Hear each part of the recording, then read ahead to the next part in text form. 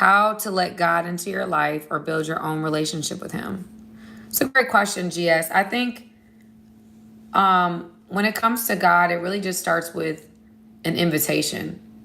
For me personally, it comes down to, do you believe like the God of the Bible? Do you believe that this is what he's done, that Jesus died on a cross to save you from sin? That's where it starts. When you believe in that, that is your pathway. Jesus becomes your pathway to having a relationship with God. From there, it really does start with having conversations with him. I talk to him like he's my dad. I talk to him like he's my best friend. I talk to him all the time. At this point, of course, this has been over a period of time, but I talk to him more than I talk to anybody. Again, this is admittedly a process, right? I've been with my faith, and I've been on and off, like was on and off in my journey really in my 20s and my 30s. I have been more on than anything. But it's just levels that I feel like I've gone up in time. But it just starts with an invitation. You gotta, God doesn't force himself on anyone. He comes by invitation. When you believe in his son, that is your pathway to him, Jesus. And from there, you start having conversations with him. You start opening yourself up to him. You start, God, this is my beginning of my journey. Like, I believe in your son. I believe in this, the God, the Father, the Son, the Holy Spirit. I believe in these things. I believe in you. I believe in this, because everything whatever faith you choose, it's a faith, meaning you can't prove it, can't intellectualize it. It's faith, right? And some people are like, oh, I want more evidence. It's faith. Faith is believing something you cannot see. In this time, I've seen supernatural things, and I know that there's a very real world we do not see. If you look at near-death accounts where people have passed away for a period of time, they say they step into a world that's more real than the world that they were just in. Like, the world that we're in is like black and white, and they go into a world full of color. Like, it's a real existing supernatural world. And we will all, when we transition from this life, have the opportunity to step into that world. But a lot of us are unprepared because we're so focused or fixated on today's world. We're not thinking about the world that once we leave here, once we transition, we go to that world, and we're there for eternity. And a lot of us are so much living for today, we're not thinking about then. And that's okay. I mean, you make your choices. God doesn't force his way on anyone. But it starts with a declaration of faith in the way. And the way for me is Jesus. And what he did, what he died on the cross, what he died on the cross to do, believing in that, having faith in that. And even like the Bible says, faith of a mustard seed. You just need a little bit of faith. And then you start having conversations with him. You start developing your relationship. You start reading the Bible.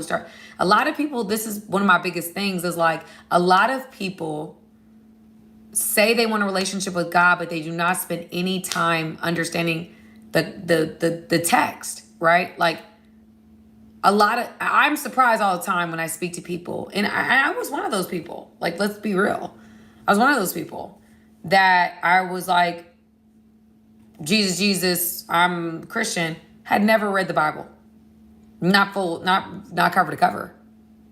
I've read scriptures, passages, I knew stories, but I didn't know the Bible for myself. I absolutely encourage anybody that's watching me right now, please, if you are, read your word, read the Bible, have a context for what you believe in. Don't just blindly believe because somebody told you. I actually prefer people who have questions, people that are on here that might be questioning my faith. It's a healthier place to come to your faith on your own, having these questions, than just I blindly believe because people told me to believe. No, have those questions, research those questions, figure it out for yourself, but invite God into that journey. And I've seen some really remarkable things, like I said, that cannot be explained by fact or reason. There's only a God, a creator, a divine creator with a divine plan. So, yeah.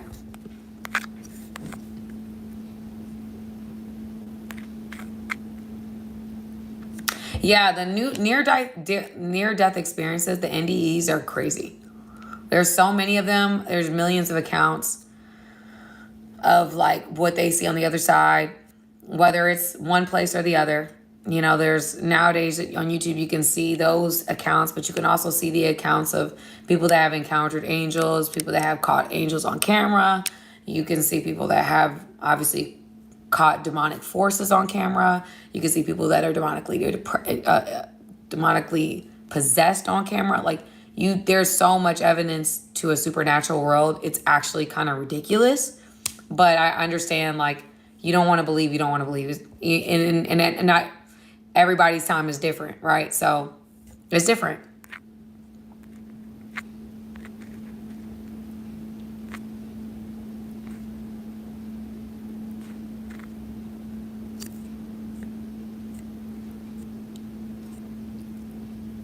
Yeah, so Jason was so funny. I've heard a story of a doctor. Jason said, I've heard a story of a doctor who was an atheist, but he treated so many people with an NDE who said, help, I'm in fire, that the doctor became a Christian. You know, Jason, when I was younger, I was, when I was dating and stuff, there was a guy, he was a paramedic, and we went to eat, and he was telling me about how, like, he was, he was an atheist, but he had so many experiences with people that were coming to life, like that had passed away, lost a heartbeat, and maybe that was like for a couple minutes, and they come back to life, and they're like, like, and then they're like, like just like in horror, that they need to go like the trauma classes and all these other things because they experience hell. And then there's other stories that you can hear of people who have experienced heaven. There's literally millions of accounts of this. So, you know, I for people to be saying the same thing and people from all over the world, different countries, like, I don't know what to tell you, but there's been millions of accounts. So, and it's insane. So the doctor, he was like, oh, well, I still don't believe. And I'm like, how do you not believe? I'm close to believing, but I'm not like 100% believing, and I think a lot of it was because being a Christian or walking in faith required a level of discipline he wasn't ready to have yet. So although he was experiencing supernatural things and he was seeing people that have obviously encountered hell, he wasn't ready to put away some of the things that you need to put away to walk this walk. Because if you're going to walk the walk, you got to walk it. You got to walk it. You can't, God spits us out for lukewarm. So, I remember like leaving that. I'm like, I'll never speak to this person again. Although I wasn't right. Like I wasn't where I needed to be in my faith, but I'm like, how do you have an experience like this and like it doesn't shift you? Like you're so committed to what you doing in your flesh. You like, I've heard this. I know that this is real, but I'm not ready to change yet. I'm like, oh, so you committed to walking in your flesh. Because to me, we don't know the hour that we depart from this world. We have no idea when God decides to take us home. Like we do not know the hour. And so for me, it's like, you, okay. All right.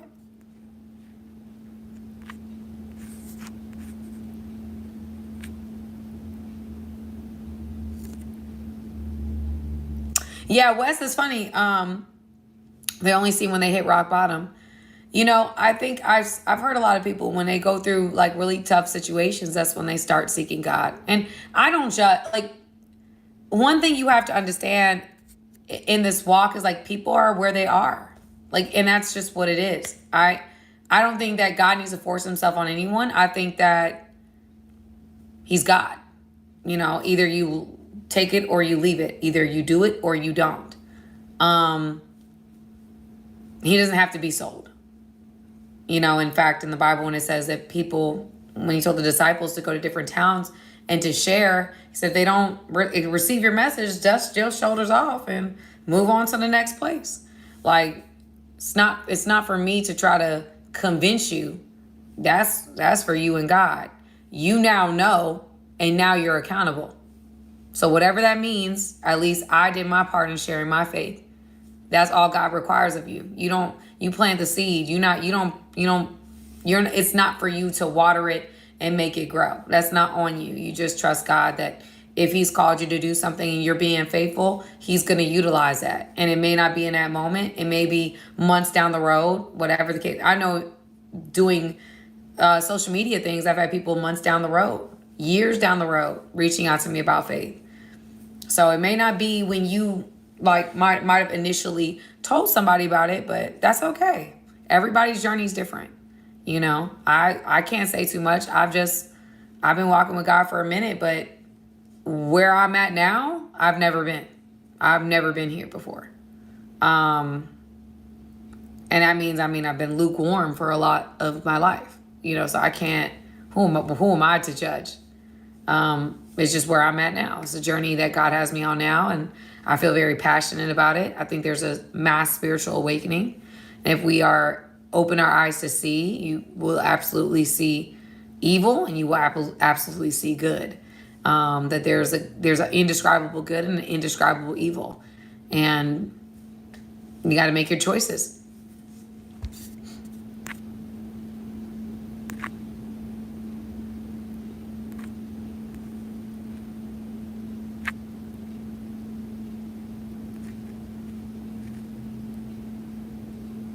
Yeah, Rick is saying, even if you don't believe in God as a figure, how can someone possibly not believe in a higher power? I don't really know, because I feel like sometimes, Rick, people will believe in the universe. They'll believe in psychics and mediums. They'll believe in all that, but don't believe in God. I don't really know what that is. But hey, listen, who am I? I don't know.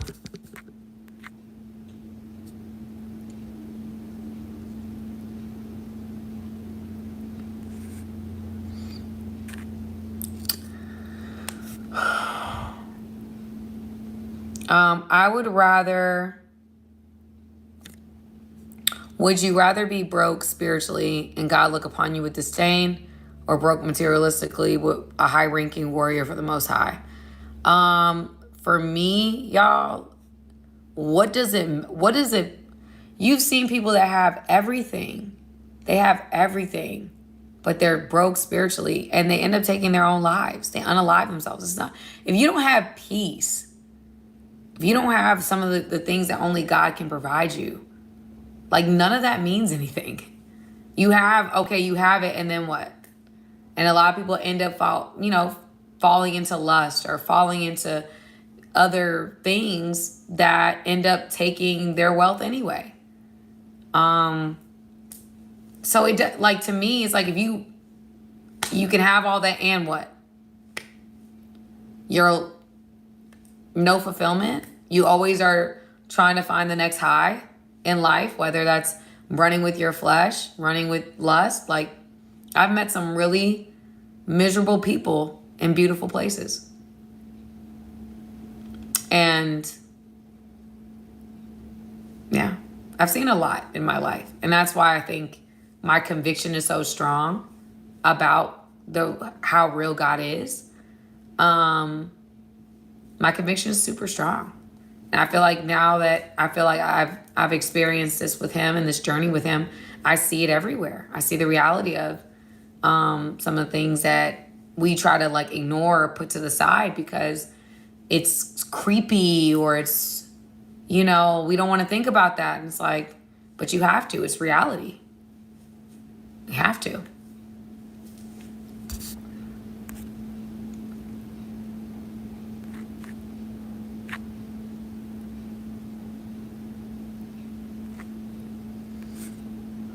Yeah, no, Leonard, you're so right. Leonard said there is a spiritual awakening going on. He's calling new saints and calling old saints to renewal. Leonard, I'm seeing it everywhere. It is happening. It is happening. Yes, he is. It is absolutely happening. 100%. I am seeing a renewal, a revival. I can't explain it. I don't know what God is doing, but he's doing it. He's doing it. There's something. It's something is shifting. I think that we're going to see more marriages. I think that we're going to see more. I'm saying God ordained marriages, not just marriages. But I'm going to see more marriages, more covenant, more. I think we're just going to see a revival of just all things God. You're gonna. It's going to be undeniable. Like, listen, there is a God. Now you can choose to keep walking the way you walk, and people are doing that. But you're going to know that there's a God. Now you can choose, you can keep walking either way, but you going to know there is a God.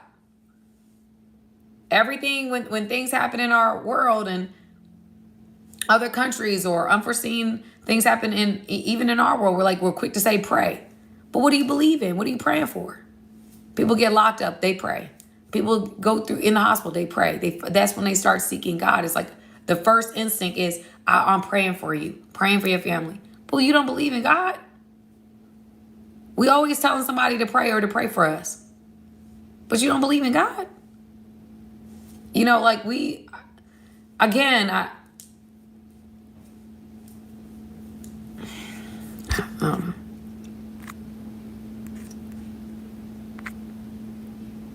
I love that you said that. I love that you said that. Somebody was talking about God's women are the hottest. I literally just talked to somebody else about this. Like, I was at church and there was a guy who was sitting next to me and he was just saying essentially the same thing. You know, like he looking for, you know, he's getting in his faith. And I think when you start getting into your faith and you start really like seeking God for yourself, you do want a woman of God. But I'm seeing even men that may not be as strong in their faith wanting women of God. And I'm loving that. I'm loving that. Because I think that there's so many women that are really, I mean, they will be stellar wives, man. Like really good, solid women. And I think a lot of guys are choosing the wrong women and then getting mad when they choose. They the one who chose the wrong women. Like, oh, this woman did this, this, and this. And if we talk about the journey, which I normally have done, there were so many red flags on the play. But it's like, oh, well, it was the right thing to do. We had kids, this, that, and the third. And then we're blaming God for a choice that you made. You didn't let God lead you. You're still not letting God lead you. How can you be mad at God for a decision you made? If it's God, God keeps it together. It says, what God has put together, let no man put asunder. It doesn't say what you put together. That was you. So you don't have the insurance plan that you have in any thing that we do in life if you don't have God involved. So that's just that.